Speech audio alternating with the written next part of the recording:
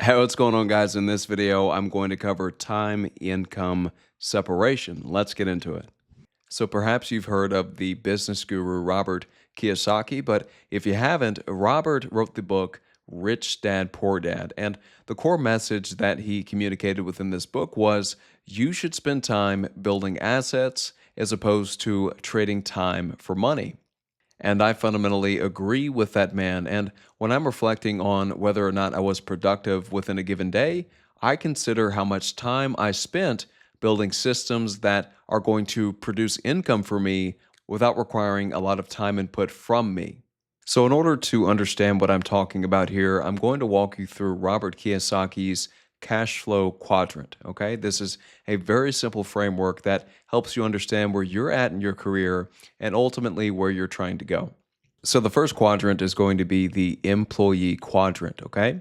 This is where a lot of people are, and this is where I was in my previous life. Okay. I worked at Deloitte for almost 2 years, spent 2 years in audit and assurance. So, I most certainly know that employee life. Okay. I traded time for money.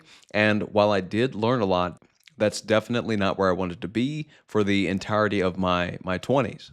So basically, in this quadrant, as I just stated, you trade hours for a salary. And one benefit of this quadrant is it's very predictable. So you have a set amount of tasks that you need to get done throughout your day. And once you get those done, you're pretty much good. And you can expect that paycheck usually bi-weekly. Okay. So it's very predictable and it's a lot more reliable than a lot of other paths in the beginning. I'll add that disclaimer. But one problem is that it's capped and fully time bound, meaning whenever you want to make money, you have to get up off of your seat and knock out whatever task you're getting paid for. So you only get paid when you give up time. So the next quadrant is going to be the self-employed quadrant. Okay, this is kind of where you're moving up in the world and you have this skill and you trade that skill for income. Now, in order to produce this skill, you're ultimately going to have to forego time, right? Because you're the doer of the service or whatever you want to call it.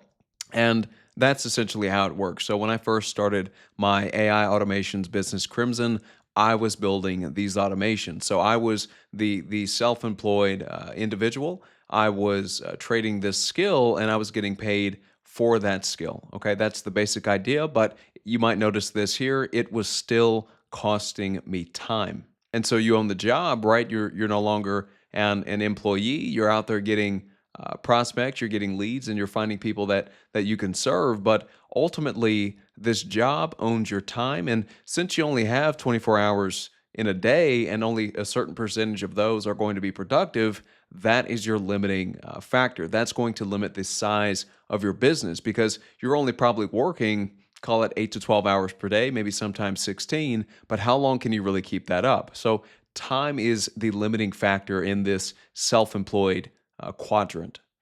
Okay, next is the business owner quadrant. This is where you are still serving people, right? Because let me just level set with you right here. In order to make money, unless you are an options trader or some kind of Forex trader or whatever, you have to create value for people.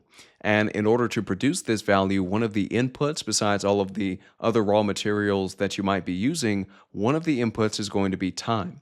Now, our intention as entrepreneurs is to maintain or increase the amount of value that we generate for people while progressively reducing the amount of time that we spend generating that value. So we want to replace our time, effort, and energy that we input into our business with automated systems, delegation, and other ways to essentially buy back or grapple back our time, right?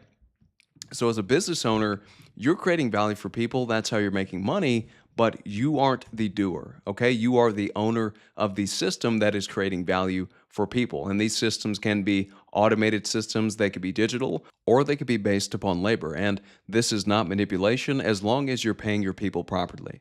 So, the core idea behind this quadrant is that you're beginning to leverage people, code, media, or capital as opposed to your own time in order to create value for individuals. And you could think of these as multipliers on your time. The last quadrant is the investor quadrant, okay? And this is where you're no longer allocating time in order to create value for people. You're simply investing in businesses, i.e., systems that create value for people in order to generate your income, okay? So your capital is going to compound independent of the effort that you put in. This simply means that whereas in the previous quadrant, you were the builder of systems, now you invest in people that build systems themselves, okay? Your money works for you. So, in conclusion, if you're looking to make money without spending time doing so, you have to make your way up these four quadrants. Guys, thank you so much for watching. I really appreciate your time. Like, subscribe, and stay tuned. Thank you.